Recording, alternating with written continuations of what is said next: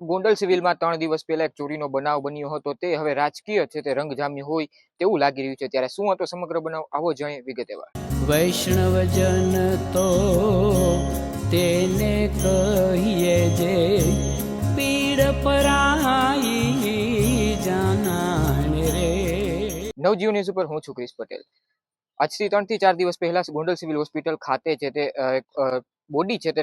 માટેનું છે તે મશીન હોય છે, તેમાં કોઈ વ્યક્તિ દ્વારા છે તે નળીની છે તે ચોરી કરી દેવામાં આવે છે। ત્યારે આ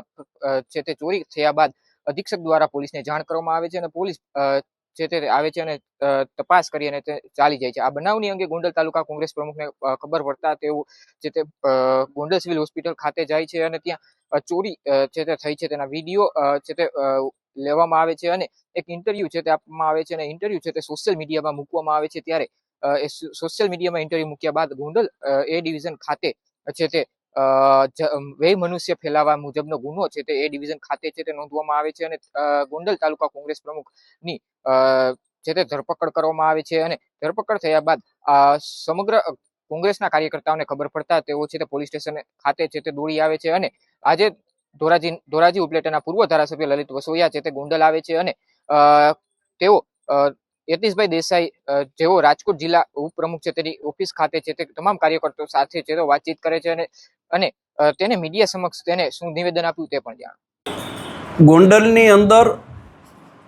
પ્રજાનો અવાજ ઉઠાવતા કોંગ્રેસ પાર્ટીના આગેવાનશ્રીઓને દબાવવા માટે ભારતીય જનતા પાર્ટી પોલીસ તંત્રનો બેફામ દુરુપયોગ કરી રહી છે। ગોંડલ સિવિલ હોસ્પિટલની અંદર સરકારી તંત્રની બેદરકારીને કારણે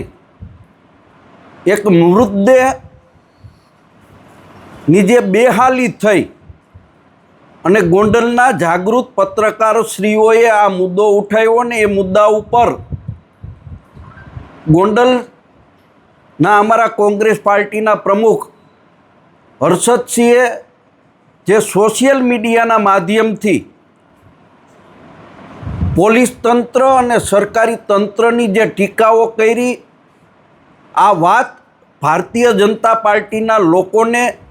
અને પોલીસ તંત્રને ન ગમતા ખોટી એફઆઈઆર કરી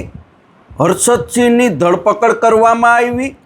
આ બાબતે પોલીસ અધિકારીઓ સાથે અમારા પ્રદેશ પ્રમુખ અમિતભાઈ ચાવડા, અમારા રાજ્યસભાના પૂર્વ સભ્ય શક્તિસિંહભાઈ ગોહિલે પણ ચર્ચાઓ કરી, છતાં પણ પોલીસે કોંગ્રેસ પાર્ટીના આગેવાનોને દબાવવા માટે આ એફઆઈઆર કરી છે। એની સામે અમે કાનૂની કાર્યવાહી પણ કરવાના છીએ અને કોંગ્રેસ પાર્ટી પ્રદેશ કક્ષાએથી આ મુદ્દા ઉપર લડાઈ પણ કરવાની છે। કોંગ્રેસ દ્વારા કંઈક રાજીનામું આપવામાં આવ્યું છે એને લઈને સ્વાભાવિક છે કે પોલીસ તંત્ર દ્વારા જે રીતે ગોંડલ શહેર અને તાલુકાના કોંગ્રેસ પાર્ટીના આગેવાન કાર્યકર્તાઓને દબાવવા માટેનો પ્રયત્ન કરવામાં આવે છે, કાર્યકર્તાઓ રાજકીય ઓથ માગે એ સ્વાભાવિક વાત છે ને એના અનુસંધાને પ્રદેશના આગેવાનો અને પ્રદેશની સૂચનાથી હું ગોંડલ આવ્યો છું। પરંતુ હર્ષદસિંહને છોડી દેવામાં આવ્યા, અન્યથા આખા જિલ્લાના આગેવાનો કાર્યકર્તાઓ ગોંડલની અંદર પોલીસ સ્ટેશને ધરણા અને જે કાંઈ લડાઈઓ કરવાની થાત એ લડાઈઓ કરવાની અમારી તૈયારી હતી। સ્વાભાવિક છે કે કાર્યકર્તાઓમાં થોડીક આના પ્રત્યે નિરાશા હોય એટલે મીડિયાની અંદર કે સોશિયલ મીડિયાની અંદર ક્યાંય રાજીનામું આપવાની વાત કરી હશે, પરંતુ ગોંડલના અમારા કાર્યકર્તાઓ હિંમતવાળા છે, અમારા આગેવાનો હિંમતવાળા છે અને કોંગ્રેસ પાર્ટીમાં સાથે રહી અને પ્રજાના પ્રશ્નોને ઉજાગર કરવા માટે લડાઈ કરવાના છે, એટલે આવો કોઈ પાર્ટી છોડવાની વાત નથી। આ હતા લલિતભાઈ વસોયા જેના દ્વારા જણાવવામાં આવ્યું કે ખોટી રીતના પોલીસ છે તે કોંગ્રેસ કાર્યકર્તાઓને છે તે હેરાન કરતી હોય છે। ગોંડલમાં છે તે ખૂબ